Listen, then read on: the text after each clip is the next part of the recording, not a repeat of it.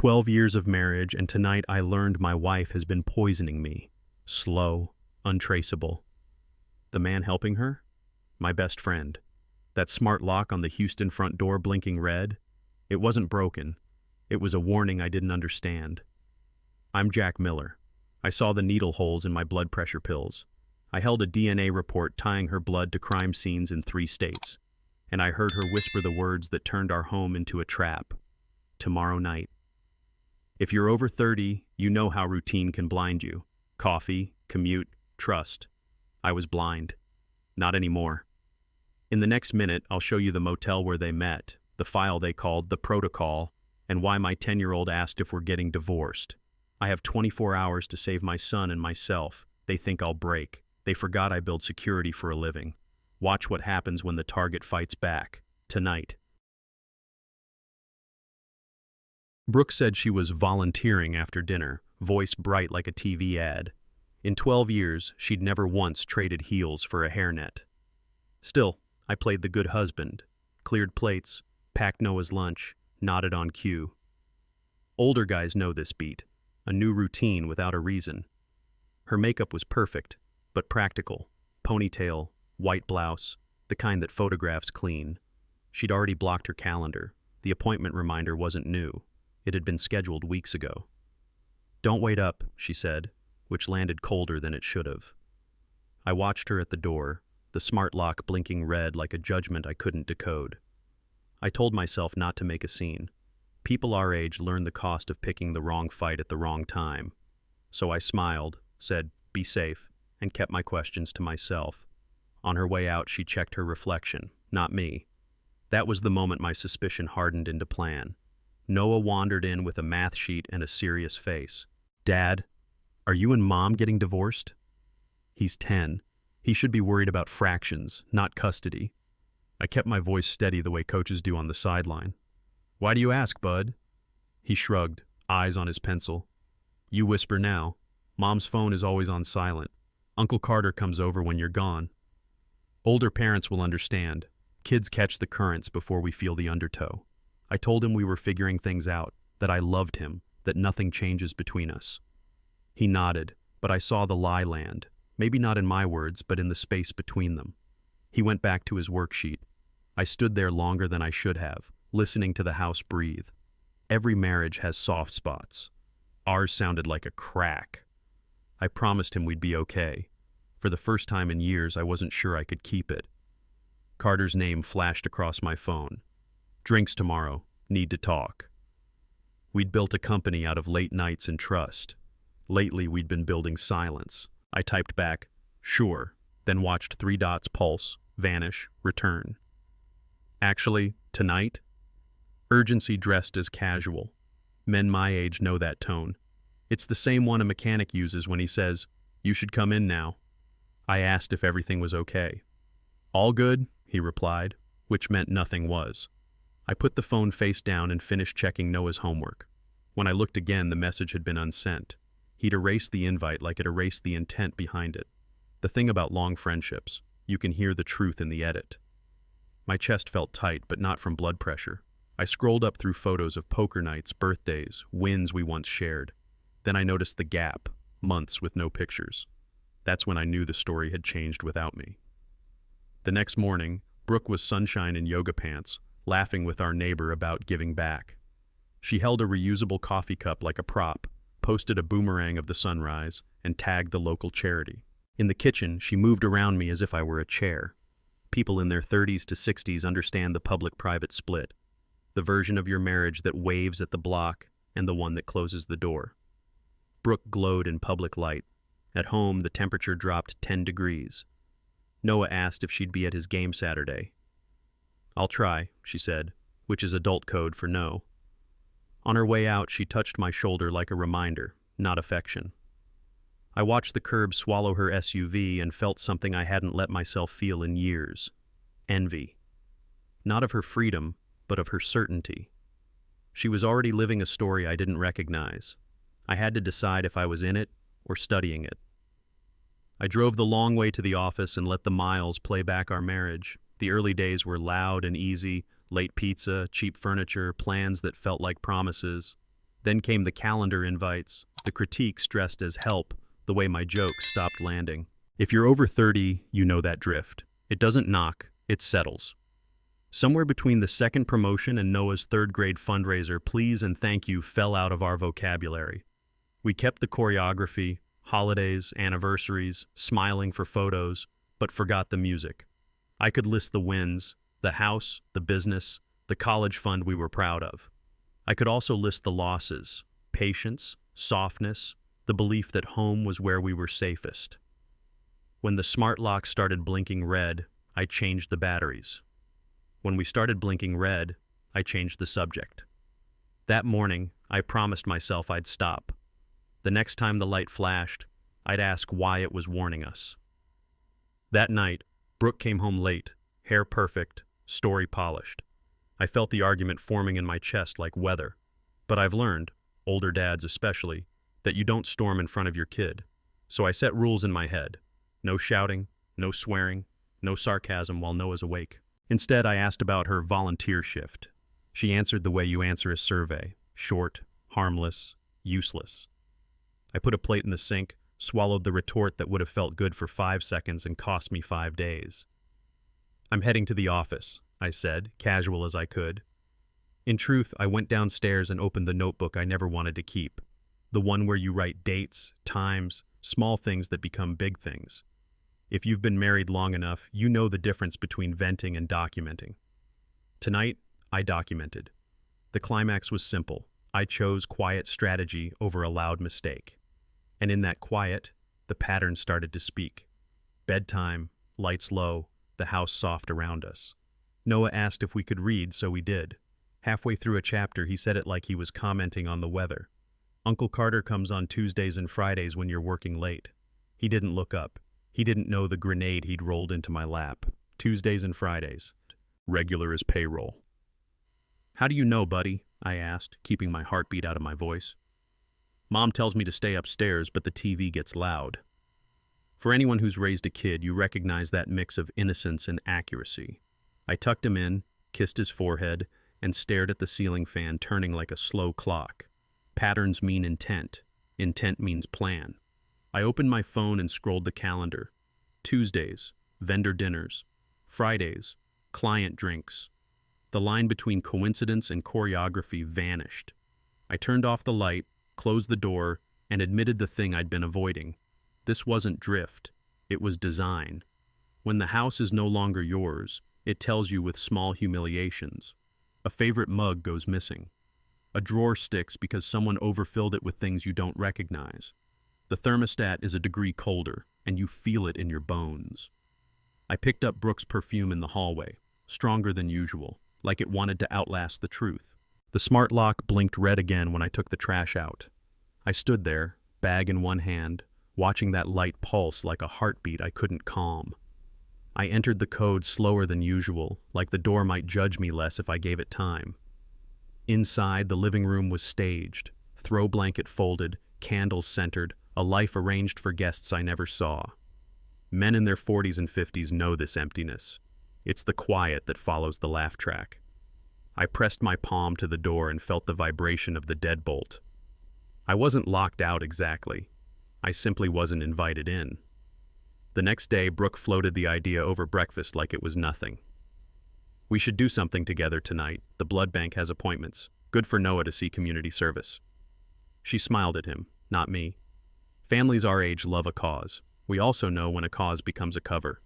I asked which location. She answered too fast. I asked who set it up. Mira, she said, like I should know the name. I looked at Noah. He looked at me. The cereal went soggy while the silence thickened. I said yes. Not to support her, but to follow the string to whatever it was tied to. On my way to work, I drove past the address. White walls, fluorescent lights, empty parking lot at a busy hour. A place that felt like a set after the actors go home. I texted Carter. Rain check tonight? No reply. That was my climax. I stopped wondering if something was wrong. I committed to finding out. The blood bank sat on the edge of town, a white box under tired neon. Inside, the air was too cold and smelled like a dentist's office after midnight. Fluorescent lights hummed with that thin, nervous sound you notice when you're already on edge. Brooke checked in like a regular, no hesitation, no questions, then flashed me a smile that never reached her eyes. I've walked into a lot of offices in my 40s. The honest ones feel busy. This place felt staged. A poster about saving lives peeled at the corner like it wanted out. The receptionist glanced at me the way people look at the spouse in a waiting room. Extra, unnecessary. "It'll be quick," Brooke said, and disappeared through a gray door. I sat with Noah on a plastic chair that clung to the back of my legs and counted exits like I was back in Little League, scanning the field. Calm is a habit. Tonight, mine felt borrowed. A woman in scrubs appeared. Thin, pale, early gray hair, eyes that belonged to someone who slept with the lights on. "Brooke," she said, warm and practiced, like they'd done this dance before. Brooke's face softened in a way I hadn't seen at home in years. That softness wasn't for me. "This won't take long," the woman added, glancing at me and Noah, then back at Brooke as if we were an awkward footnote. "I'm Mira," she said to us, but the introduction was an afterthought. Older folks know that tone. It's the one a clerk uses with a VIP while ringing up your milk. Noah squeezed my hand, small and sweaty, like he does when the movie gets too loud. I told him we'd grab ice cream after, routine as a seatbelt. Mira led Brooke down the hallway, talking low and fast, the way people talk when they share secrets. I watched their shoulders tilt together. Familiar. Too familiar. The waiting room had 12 chairs and one copy of a magazine from last summer. A TV in the corner looped a silent ad, smiling people, bandaged elbows, cartoony blood drops. No one walked in. No one walked out. I've spent enough Saturdays at community drives to know the rhythm, clipboards, chatter, nurses hustling. This room had none of that. The door Brooke disappeared behind stayed closed. Noah swung his legs and tried to act brave. "Can we go?" he whispered. "Soon," I said, because fathers our age speak in calm promises even when our stomach's not. I got up and read the emergency exit map because reading calms me. The red arrow pointed to a hall I hadn't noticed, one that angled deeper into the building. The receptionist watched me too closely for someone stapling forms. A real clinic is noisy with life. This one swallowed sound. I sat back down, counted 10 breaths, and told myself I'd wait 5 more minutes. Mira reappeared without Brooke. She crossed the room fast, as if any pause might change her mind. "Mr. Miller," she said, and pushed a manila envelope into my hand. "Don't open it here." Her voice was steady, but her fingers trembled. "Take your son and leave. Tonight." Older men know the weight of paper when it holds something you don't want to know. The envelope felt heavier than it should. "Where's Brooke?" I asked. "Finishing up," she said, which answered nothing. Then lower. "I'm sorry." She stepped back before I could push for more. The receptionist looked everywhere but at us. Noah stared at the envelope like it might buzz. I slid it under my jacket, counted those 5 minutes I'd promised myself, and kept my breathing even. When Brooke finally walked out, she wore a faint smile and a bandage on her arm. "See?" she said. "Quick." I nodded and led Noah to the door like I wasn't holding a bomb. I opened the envelope in the car with the dome light off, the way you do when you don't want to see all at once. The first page was a lab report. Brooke's name, Brooke's blood, cross-referenced against samples tied to 3 crime scenes in 3 different states. My throat tightened the way it did the day my father called to say his test came back bad. You recognize paperwork that changes your life. The second page was a federal alert with her photo. Charges that looked like a list of strangers' mistakes until I remembered who'd smiled at me under that bandage. On the third page, a note in Mira's hand.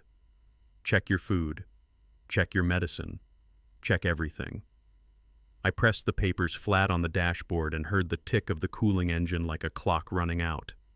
My hands shook, so I focused on the steering wheel seam.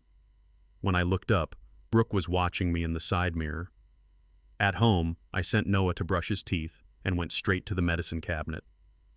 I've taken blood pressure pills for 6 months. Nothing dramatic, just a nudge in the right direction, doctor's orders. I poured a few into my palm and held them toward the bathroom light. There they were, pinprick holes, so small you'd miss them if you weren't looking for a reason. Older adults know this bargain with our bodies. Pills become routine, trust becomes muscle memory. I thought about every morning I thanked Brooke for keeping me on track. I thought about Mira's note. I thought about the way fatigue had settled into my bones lately and called itself age. I set the pills down like they might bite and washed my hands twice. In the mirror, I didn't look older. I looked fooled. Down the hall, the TV came on, Noah's comfort sound. I exhaled. Then I opened the kitchen fridge and reached for the orange juice. Orange juice was Noah's nightly ritual. A small glass, 2 ice cubes, a sip, then bed. I unscrewed the cap and smelled nothing unusual, which meant nothing. Poison doesn't advertise. I poured it down the sink anyway and watched it swirl the way people watch storms on radar. The milk went next, then the leftovers from Brooke's girls' night. I tossed the open yogurt, the half-cut fruit, anything she might have prepped for me. If you've ever cleaned a garage after a scare, you know the rhythm. Move, decide, move again. I wiped the shelves with a focus that bordered on prayer. In the quiet, I could hear Brooke upstairs, pacing, a drawer sliding open and shut like a metronome for lies. I filled a fresh glass from the tap, handed it to Noah, and told him we'd try pancakes in the morning. With extra syrup? He asked. Extra, I said. The climax was small but real. I chose caution over denial, and we both slept. I lay in the dark and counted everything I could control. Doors locked, cameras active, phone charged, Noah safe in the next room. It's what men my age do when sleep won't come. We inventory our defenses. Then a colder thought. What if this wasn't about me alone? The lab report didn't mention Noah, but plans like this don't leave witnesses. I pictured his backpack on the hook by the door, the schedule taped to the fridge, the walk from class to pickup. Routine is a map for good people. It's also a blueprint for anyone patient enough to study it. By midnight, protection felt too passive. I got up, tiptoed to my office downstairs, and opened the security panel I'd built over the years. Cameras, alerts, a mesh of quiet tripwires. I added new rules, tightened windows of time, rerouted backups. Calm work steadied my hands. The plan formed itself. Keep Noah close, move like a shadow, and start collecting proof that could not be explained away. On my way back upstairs, I heard Brooke's voice through the bedroom door, low, controlled, the tone she used with clients and waiters she expected to impress. He doesn't know yet, she said. A pause. Mira spooked him. Another pause. The kid is a liability. We can't leave loose ends. If you're a parent, you know what those words do to your spine. I pressed my ear closer, then stepped back before rage made me stupid. The floorboard outside our room creaked if you breathed on it wrong. Tonight, I floated. I went to Noah's door, watched his chest rise and fall, and felt that old surge, equal parts fear and iron. We tell boys to be brave. We don't tell fathers how to be measured when every cell is screaming. I returned to the office and opened a clean notebook. New page, new handwriting, new promise. She will not touch him. Not now. Not ever.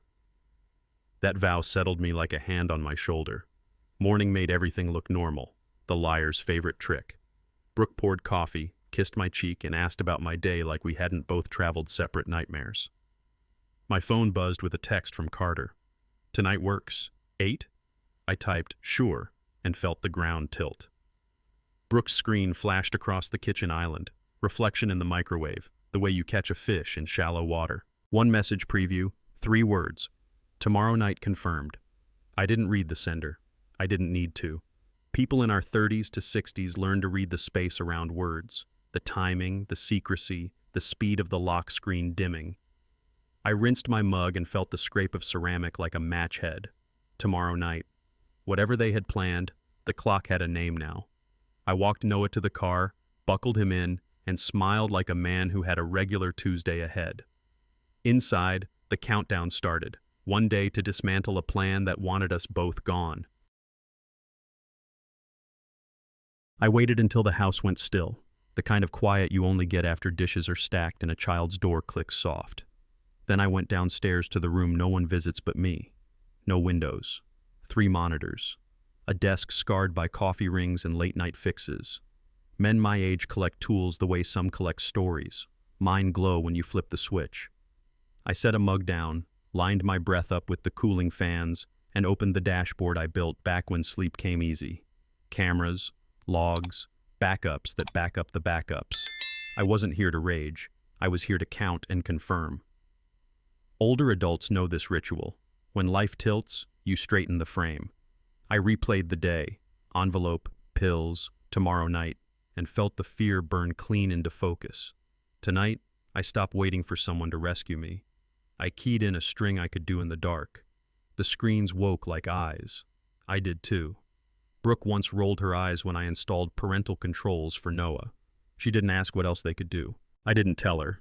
On my screen, our home network unfolded like a family tree. Brooke's laptop sat there, polite as a place card. No breaking, no movie tricks, just credentials she'd used 100 times, and a husband who finally used his. I mirrored the drive and watched her desktop flicker into mine. Folders named the way people name guilt. Receipts, charity, photos 2018. Then the messages. At first, jokes, work gossip, emojis that felt harmless. Then the tilt. Late night plans, hotel codes, mornings after. Carter's name next to words I once believed she only saved for me. Tuesdays and Fridays, like Noah said. Men over 30 know that stubborn hope that explains what it doesn't want to see. I scrolled past hope and into history. If this were only an affair, it would hurt. It wasn't only an affair. I had to keep going. There were hundreds of texts. They didn't whisper. They bragged. Riverside at 2. You looked at me like you meant it. Photos framed to hide a face but not a body. Timestamps that lined up with volunteer nights, with the nights my dinner tasted off, with the mornings my head felt full of gravel. Anyone married long enough recognizes the tone of people who think they're getting away with it. Reckless, giddy, cruel without meaning to be. I wasn't looking for poetry. I was counting patterns. Tuesdays, Fridays, excuses that matched calendar invites. Soon we won't have to sneak. The words sat there like a draft of the future they'd promised each other.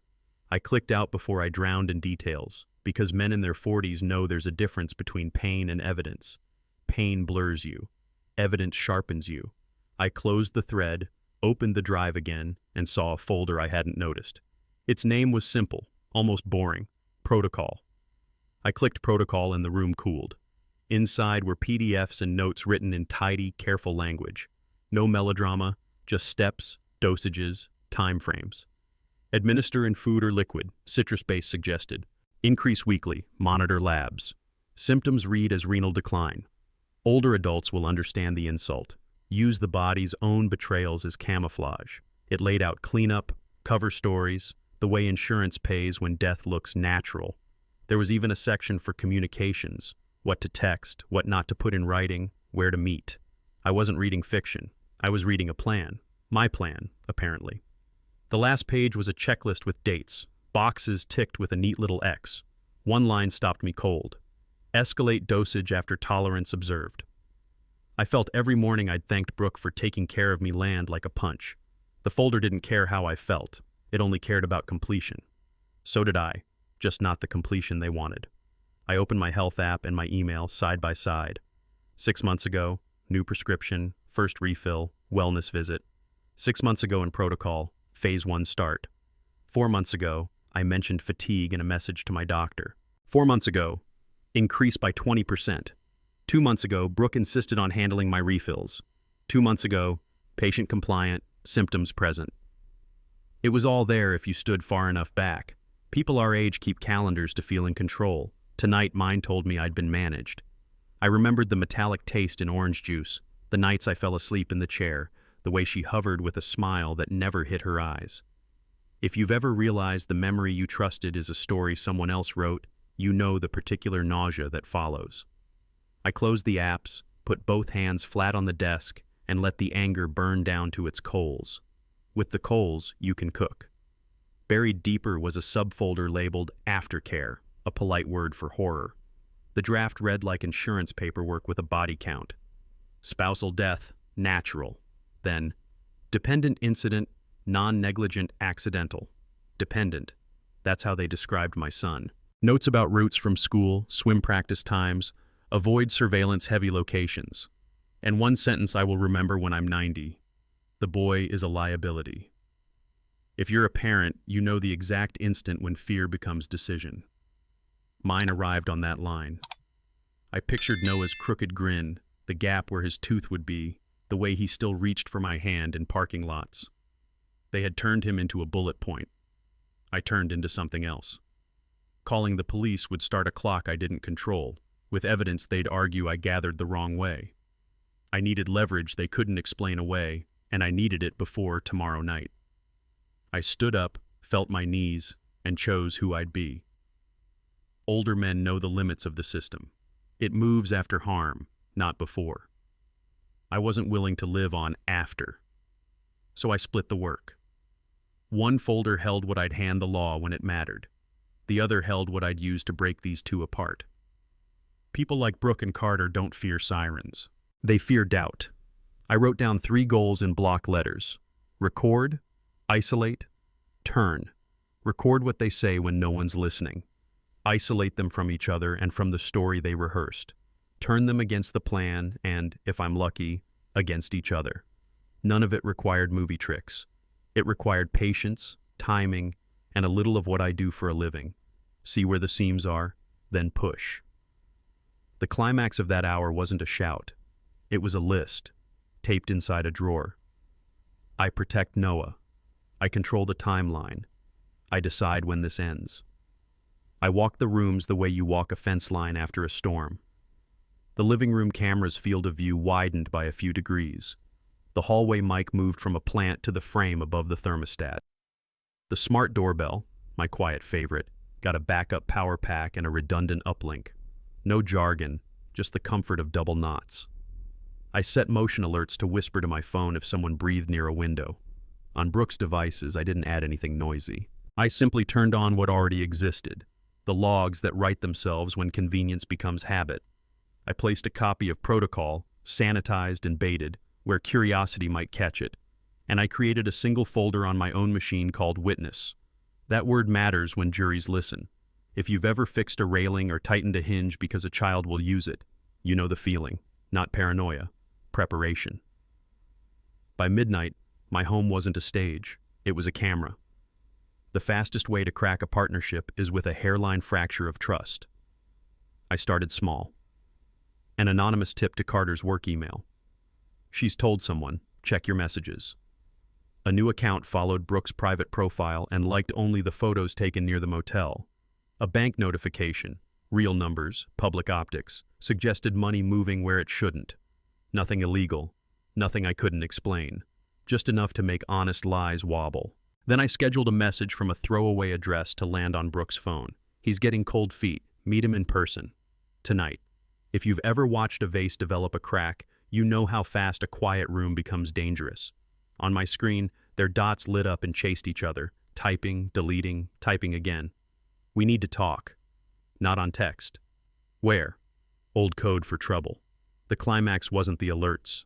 It was the silence after, the kind people only keep when they're headed for a face-to-face. They favored a place off the highway. Cheap sign, thinner walls, cash preferred. I didn't need to invent a meeting. I needed to be there when they made one. I booked 236, the room beside theirs, using a name that wouldn't echo back. Older folks know these places from road trips and bad coffee. They all smell like citrus cleaner and regret. I set a long lens camera through the gap in the curtain and synced audio to a mic I'd planted earlier. Maintenance guys miss a lot when you tip well. At 11:12, Carter's BMW rolled in. Brooke's SUV followed, headlights off until the last second. They moved like people who had practiced leaving separately. I felt the old tremor in my hands, the one I get when Noah's on the free throw line. Then it steadied. I wasn't there to watch. I was there to catch. I hit record and whispered to the empty room, "Say it out loud." They did. Their routine was polished. Carter's BMW slid in first, Brooke's SUV eased in with lights off, and both parked under a dead bulb near the ice machine. I waited a beat, then crossed the lot like any tired traveler, keycard in hand, room 236, paper-thin wall to theirs. Older folks will remember those road motels. Citrus cleaner, thin quilts, a Bible in the drawer. I set my tripod low, lens through the curtain split, mic angled toward the shared vent. Their door opened, silhouettes crossed. The lock clicked with a sound my stomach recognized. Not romance. Logistics. She paced. He poured. They spoke in those short, practiced phrases people use when the plan is bigger than their nerves. On my screen, the waveform woke up, peaks and valleys, truth in audio form.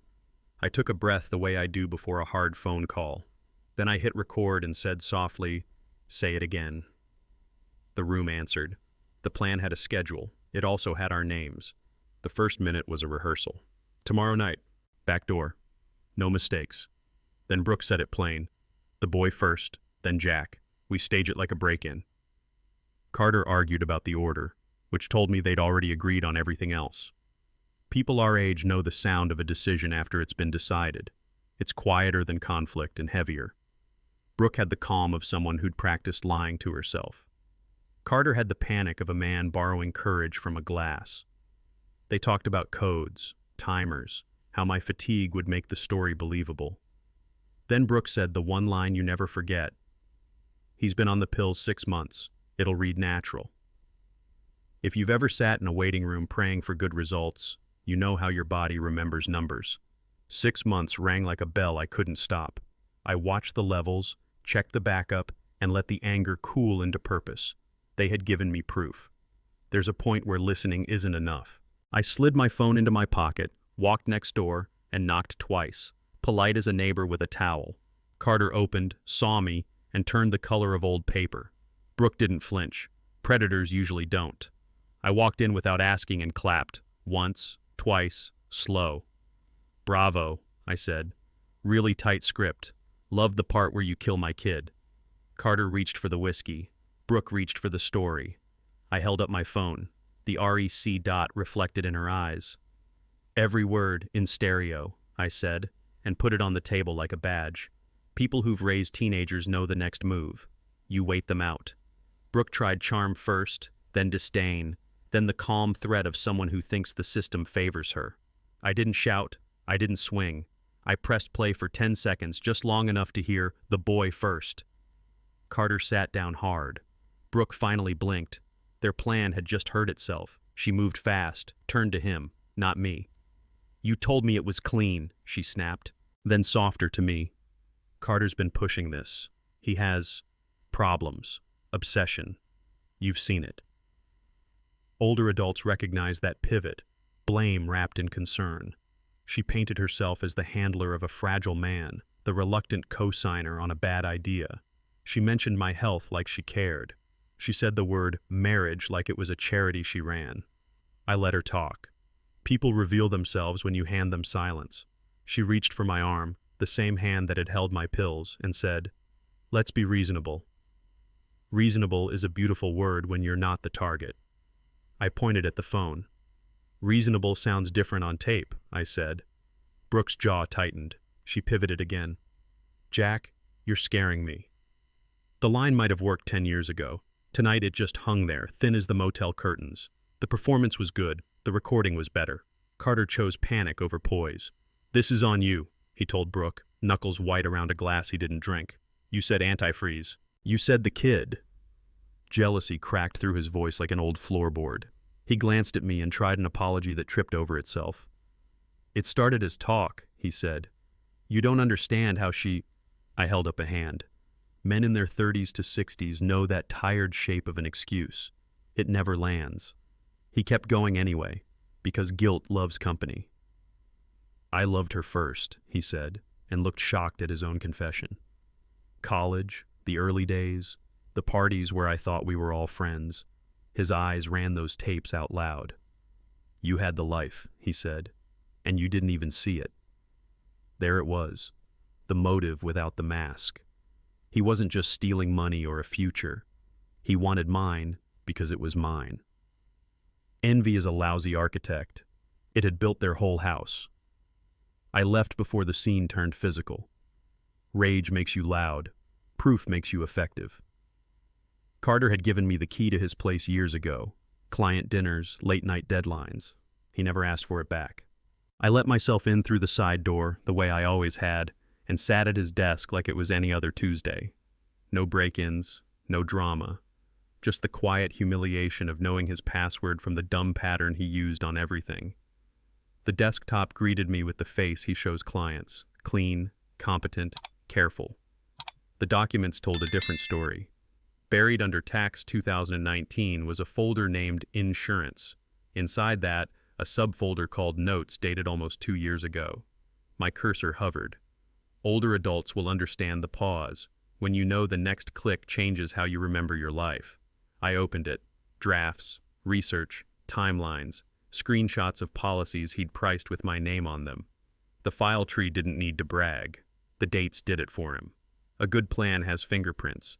His were everywhere. He'd saved PDFs about toxicology with highlights and comments. Citrus masks taste. Kidneys fail quietly. He'd mocked up a calendar with phases labeled like software sprints. Phase 1, Phase 2, Exit. And there it was. Protocol V1 with a create date from 23 months back. Long before the first volunteer night. Long before Brooke started monitoring my refills. The early notes were clumsy, almost academic, like a man flirting with a fantasy he didn't think he'd ever touch. Later versions were cruelly practical. He'd even drafted text messages for Brooke to send me after the incident. If you've ever found an old photo that rewrites a friendship, you know the ache that follows. This wasn't her idea polished by him. This was his design sold to her.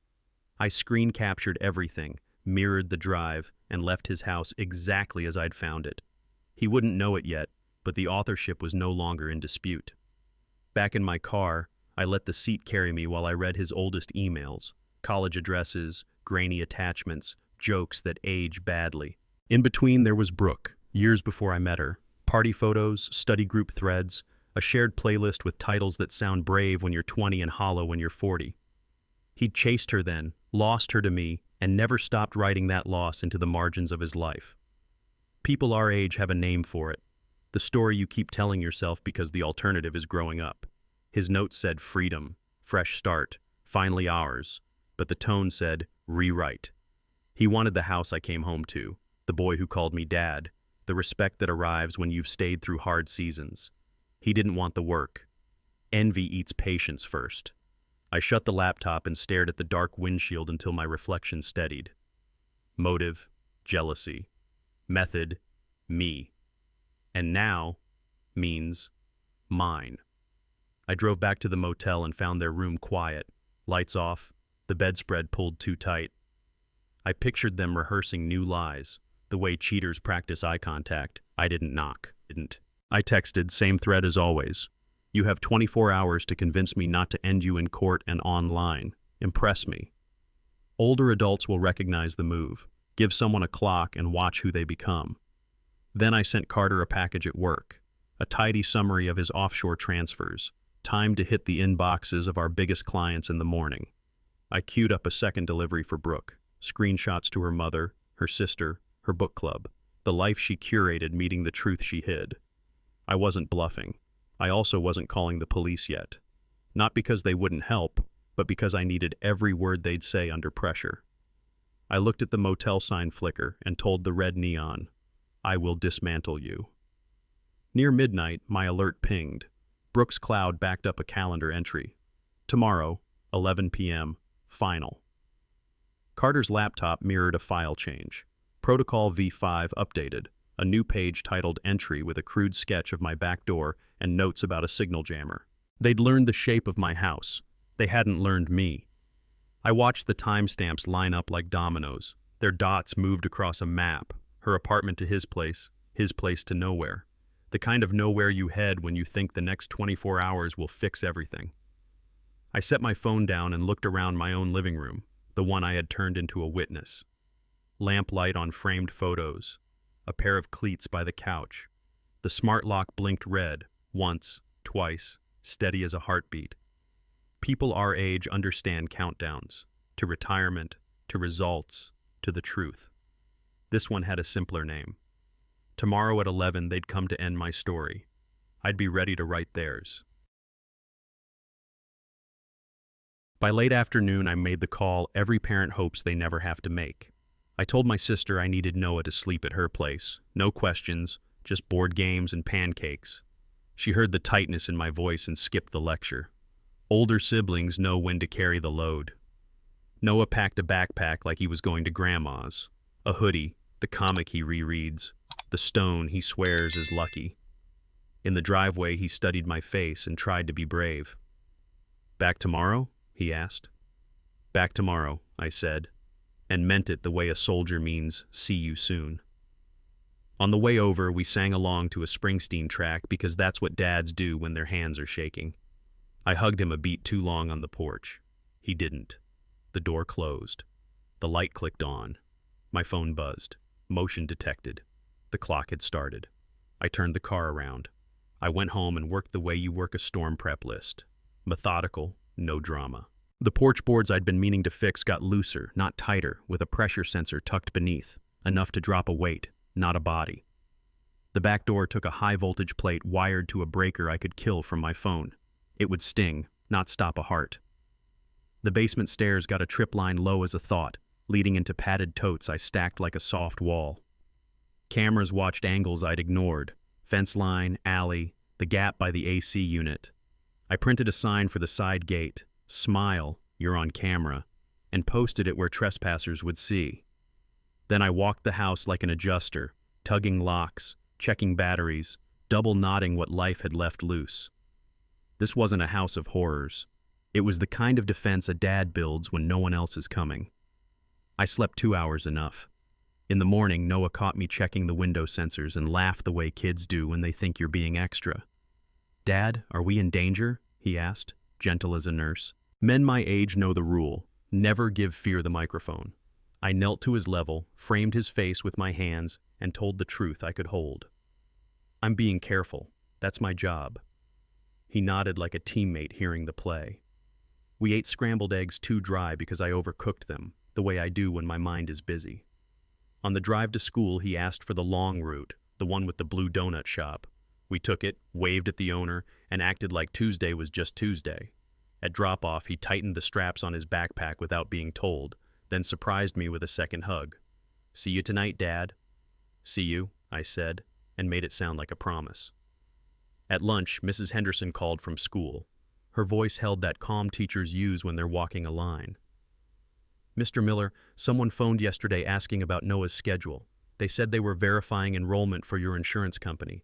I didn't give anything, but it felt off." People our age know the script. Polite liar, official tone, questions that sound routine. "Did they give a name?" I asked. "Sarah Mitchell," she said, then added, "I wrote down the number."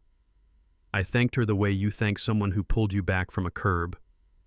After we hung up, I stared at the digits and didn't call. If it was Brooke or someone working with her, alerting them would just tighten their timing.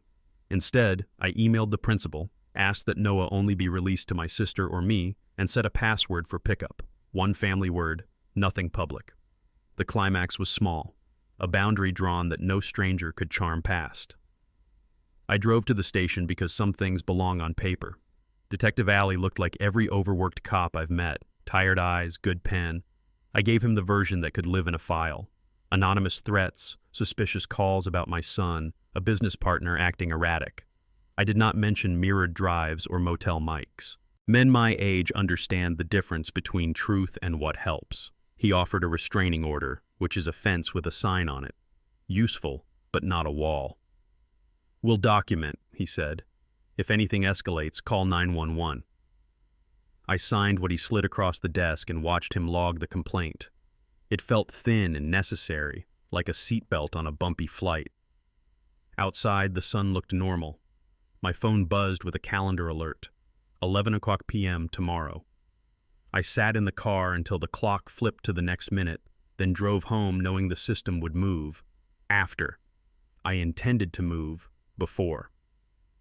Night turned the house into a map. I killed the lights, left one lamp glowing in the front window, and took my seat in the basement office. 3 monitors, 4 camera feeds per screen, a quiet chorus of status chimes. Older folks call it quiet. Tonight, it was surveillance. I tested the speaker by the back porch, toggled the breaker linked to the shock plate, and verified the safe room door sealed clean. Noah's room stayed dark on purpose. His backpack sat ready by the sofa. a small decoy meant to pull attention away from the basement stairs. At 10:45 p.m., a neighborhood dog barked twice, then stopped. The motion alerts began to pulse like a steady drum. Alley fence, side yard, front walk.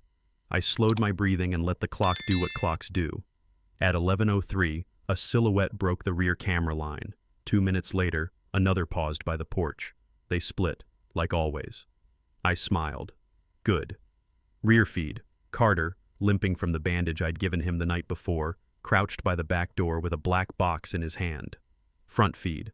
Brooke, dressed like a jogger, ponytail and reflective stripes, a gym bag riding high on her shoulder. If you've lived in a neighborhood long enough, you know how costumes work. Carter set the jammer against the frame and waited for his green light. He didn't get one. Brooke texted, glanced at the street, then at my front camera like she could stare it into blindness. I let them settle into the arrogance of preparation. The breaker hummed under my thumb. The speakers synced to my mic. My phone timestamped everything to a cloud folder labeled Witness. On the rear feed, Carter cursed and smacked the box. On the front, Brooke stepped onto the loose board I'd left and stumbled, catching herself with a hand on the door. 2 performers, 1 stage, my house. Carter tried the jammer again, muttering like a man arguing with a stubborn engine. Then he pried at the strike plate with a crowbar, exactly where the copper met the wood. I toggled the breaker and watched physics keep its promises. The arc snapped blue, fast and bright, and Carter's body went rigid, boots skidding on wet concrete. He dropped with a sound I felt in my teeth.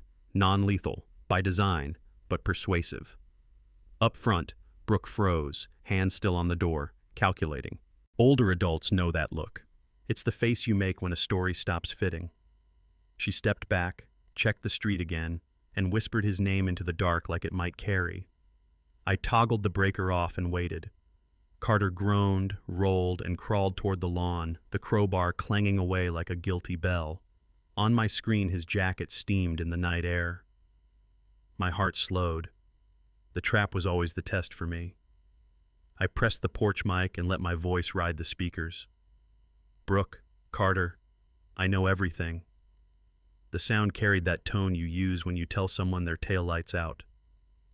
This is my property. You're on camera. The police are on their way. That last part was a lie, but lies can buy the truth a minute. Brooke squared to the door camera, eyes searching for me like a lens would show mercy. Jack, we can talk, she said, voice warm enough for a telethon. We are talking, I answered. Here's the topic. My son. You go near him, and this recording goes live to every inbox with a badge. Older adults understand leverage. It's not shouting, it's clarity. Carter coughed and tried to stand. Brooke grabbed his arm, found her balance, and made the choice people make when the script runs out. She pulled him toward the street. I didn't follow. You don't chase cornered animals. You document. When their taillights disappeared, I let the house exhale. Adrenaline makes you feel invincible. Older bones tell the truth. I saved the clips to 3 places, local, off-site, and the server labeled Witness, then built a single package an agent could open without a tech degree. Audio, video, timestamps, copies of protocol, Carter's money trails, Brooke's messages, the calendar entry that said final. I wrote a plain email to the FBI field office and copied Detective Ali. No speeches, no drama. Subject, imminent threat. Evidence attached. Then I hit send and watched the status bar crawl. The blue line felt like a fuse burning in reverse. I poured water, sat on the bottom stair, and let my hands shake where no one could see. The house was quiet again, but not the same. Somewhere across town, 2 people were rewriting their script. Mine was already printed. The climax was simple. By morning, the right eyes would be watching them, not me anymore. Brooke's apartment sat over a nail salon that smelled like acetone and hurry. The hallway bulb buzzed, the kind of low hum that makes people whisper. Her lock wasn't a fortress, it was a habit. Inside, the place felt borrowed. Designer throw, cheap blinds, wine bottles lined like trophies. Women our age know the difference between packed and staged. This was staged. I moved slow, the way you do when a sleeping child is nearby, though I was alone. Kitchen drawers, takeout menus, a tidy stack of receipts that didn't match her story. Bathroom cabinet, salon-grade dye, 2 shades away from Brooke. In the bedroom, the closet told the truth. Heels in rows, garment bags zipped, a dusty top shelf that hadn't met a Swiffer in months. I reached up and found metal under fabric, cool and square. A locking box with tape residue where a label once lived. I set it on the bedspread, listened to my heartbeat, and lifted the lid. The first photo was a courthouse wedding, different hair, same eyes. The name on the certificate was Sandra Mills. My mouth went dry. Under it, 2 death certificates, 2 states, 2 husbands. 1 self-inflicted after a job loss, 1 accident on a wet highway. Clipped obituaries, sweet as icing, said both men were beloved. Insurance payout letters answered how grief got paid. I held a printout of a driver's license with 3 addresses in 5 years and felt the old ache of realizing the past has another door. Her timeline ran like a bus route: meet, marry, decline, collect, disappear. The same confidence, the same curated glow I'd watched on our block. Some of you know this sensation, a cold that starts in your teeth and settles behind your ribs. She hadn't learned these moves with me. She'd refined them. The box didn't scream. It explained. My Brooke was a character. Sandra wrote the lines, and she'd performed this role before. Beneath the papers sat a map with pins along the interstate. Portland, Boise, Tulsa, Houston, each marked with a tidy note. Receipts tied to burner phones. Applications to 3 different life insurers. Quotes highlighted. Beneficiaries swapped like license plates. A ledger tracked cash deposits that arrived just after funerals. There were motel receipts in Carter's handwriting. There were selfies you'd only send a sure thing. Their roles were clean. She opened doors, he kept the books. She charmed, he researched. They met where cameras were lazy and clerks forgot faces. If you've worked a long career, you recognize project plans, timelines, budgets, dependencies. This was no affair that spun out. This was a business with milestones and a finish line. I photographed everything, then put each page back in order, the way you do when the truth needs to walk into court exactly as you found it. One sentence kept echoing. We weren't her first. We were her business model. At the bottom was an envelope I didn't want to touch. Inside, a lab report dated the month Noah was born. Mother, Sandra Mills. Alleged father, Carter Hayes. Result, paternity confirmed. The room shrank, then steadied. I heard Noah laughing at age 3, sticky with popsicle. I saw the wobble of his first 2-wheeler, my hand on the seat, then not. I remembered late nights with fevered foreheads and early mornings with spelling lists. Biology didn't do those. Fathers my age know what counts. Who shows up, who stays, who teaches a boy to tie laces and say sorry. Pain had its say. It didn't get the vote. Relief slid in behind it. Not because of blood, but because the custody fight I'd imagined had a path now. Protection had a cleaner line. I folded the report and breathed. Carter wrote DNA into a plan. I would write it out of our future.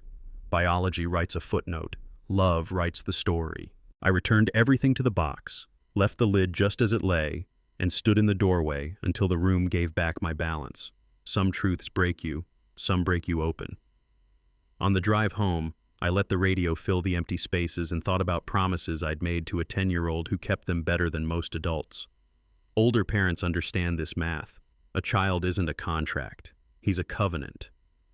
I pictured Noah asleep at my sister's, arms thrown wide, the way he slept after doubleheaders. I saw next week's science project and the form I'd file to make what is already true legal. In my head, I practiced the sentence I'd say when he was old enough to need the whole story. Blood starts a life, choices build one. Then I tried the only line that mattered right now, and it settled like a vow. Whatever the paper says, Noah is my son. Brooke walked into my office like she owned the lease, Carter a step behind with the smile he saves for clients he plans to bill twice. Janet started to intervene. I waved her off and closed the door. They didn't sit. Brooke set a folder on my desk, transfer of cash, transfer of equity, resignation already dated. Sign, Jack, she said, voice sugar over ice. Carter added the line meant to land. We know where Noah is. People our age read between those words. I kept my heartbeat slow and asked for specifics like a man comparing mortgage rates. They offered mercy with deadlines, accounts by noon, company by end of day. I studied the pen, the way you do before you sign a refinance you don't believe in. Then I gave them what they came for, defeat. You win, I said. I'll sign, but I want 1 hour to see my son. We drive together. Brooke smiled. That was the tell. I signed the first page, slow enough to look scared, fast enough to look beaten. Brooke watched my pen like a cat watches a bird. The rest in the car, I said. I want to say goodbye to Noah on the way. That lie had a steering wheel. We rode in the elevator, 3 reflections in brushed steel. Winner, accomplice, Mark. My sedan smelled like coffee and cleaner, the kind of normal that hides microphones. Every word in that cabin streamed to a server labeled witness. I asked them to rehearse the plan so I don't mess it up. People our age know that trick. You let bullies talk and they furnish the room. They did. Brooke laid out the timeline. Carter added the threats. I nodded like a man learning a new route to work and let the GPS recalculate us onto Main. When Carter noticed the courthouse, it was too late. The station was just 1 block away. Detective Alley met us at the steps with uniforms and a calm I wanted to borrow. I parked where the camera saw everything. Brooke clocked the Houston police sign too late. We're not doing this, she hissed. We are, I said, opening her door like a chauffeur. Carter bolted. An officer cut him off 10 feet later. Those shoes look fast in offices, not on concrete. Inside, Allie guided us to an interview room and clicked the recorder. I slid the drive across the table. Audio, video, money trails, protocol, the calendar labeled final. He scanned, then nodded to the hall. The room filled. FBI agents, a DA investigator, a tech with a bag. Carter tried bluster. Brooke tried charm. The evidence didn't try. It worked. When the cuffs went on, Brooke leaned close. This isn't over. Folks know that line. Every bully's lullaby. I answered with facts. Sandra Mills, 2 dead husbands, interstate fraud. You're done. Doors closed. The station exhaled. The trial felt like rerunning your worst year with better lighting. I sat for 2 days and walked the jury through the tapes, the bank logs, the calendar that said final. The defense tried to turn me into a jealous husband with a talent for fabrication. Jurors nodded at the recordings. Younger ones leaned toward the screen when protocol appeared. Detectives testified. Mira testified. A lab tech explained the pinholes in my pills the way a mechanic explains a stripped thread. Calm, exact. Carter cracked first, trading courage for a deal. 25 years on conspiracy and fraud. He looked past me when he said he was sorry. Brooke, Sandra, never blinked. The verdict came like a hinge. Guilty, guilty, guilty. Life without parole. She turned once, as if the room owed her a close-up. It didn't. The judge thanked the jury. Chairs scraped. I stepped into the hall and called my sister. Tell Noah we can plan Saturday, I said. Soccer, then pancakes. Sunset lays a copper path across the Texas lake. I sit on the dock with Noah's sneakers thumping beside me, and I tell the truth as plain as the water. I lost a wife and a best friend, and I got back the only things that matter, my boy and our freedom. They chose betrayal. I choose to keep living.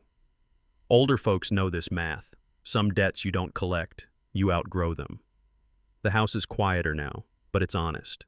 We cook too much breakfast, we argue about homework, we laugh in the aisles at H-E-B. Every ordinary day is a small victory over the story they wrote for us. If revenge has a taste, it's not blood, it's peace. It's the sound of a lock that clicks for the right reasons.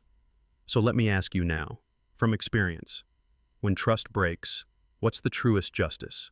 Do you forgive and move on, or finish the fight? Comment. Forgive or punish?